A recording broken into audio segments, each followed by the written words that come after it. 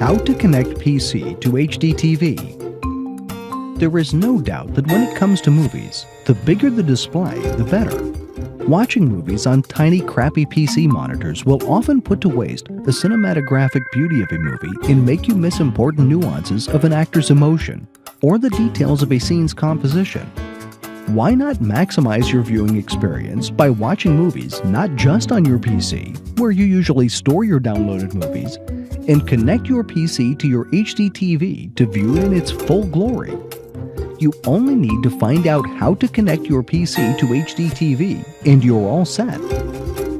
What's up? This is Yendi for Tiger Direct TV, and today I'm going to show you how to connect your laptop or computer to your TV at home.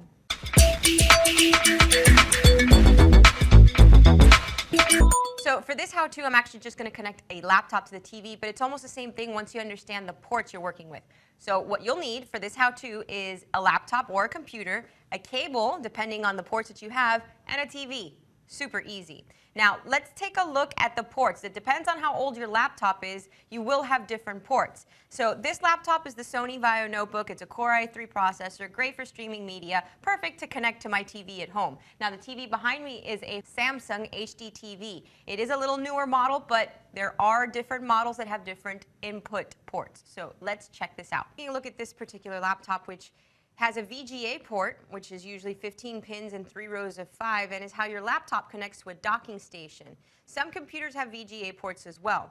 Then you have, on this particular model, an HDMI port that looks like a USB port, but longer and thinner, and has become available in laptops since 2008. And it's also really good for HD connections, especially if you're gaming or watching TVs and movies online.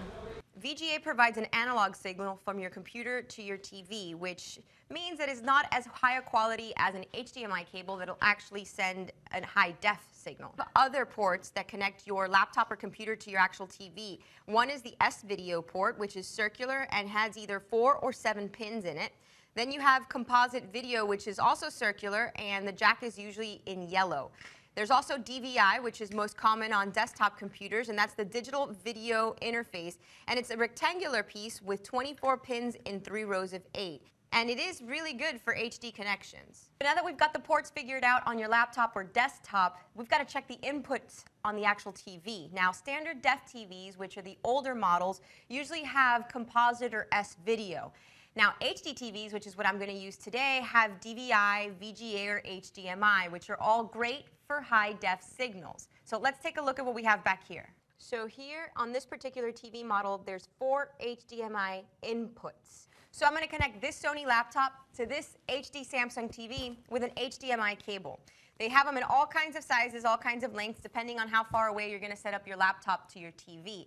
So what I'm going to do is take the other end of the HDMI cable I plugged into the laptop and use it on HDMI in 4. All right, so we got both machines connected to each other. So how do we get to actually see what's on here, on there? Super easy. You have to change the source on your TV to read the HDMI input that we just put in there. Now, depending on your TV, you can actually go to your remote and find the source button.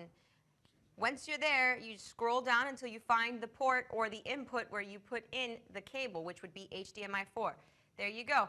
All right, so we've got them talking to each other. We've got the TV reading the HDMI input, but if you notice, the desktop is super stretched out and away from the sides where you can actually see the recycle bin on your desktop like you would on your laptop. So basically, and you may not have to do it on the one you have at home, but on this TV, I actually have to change the picture settings, and that's going into the menu. In the size menu, and then you can go down to screen fit, at least on this television. And voila, here you go. You got a full size screen, just like you would if it were a super ooper duper monitor, and that is how you connect your laptop to your TV.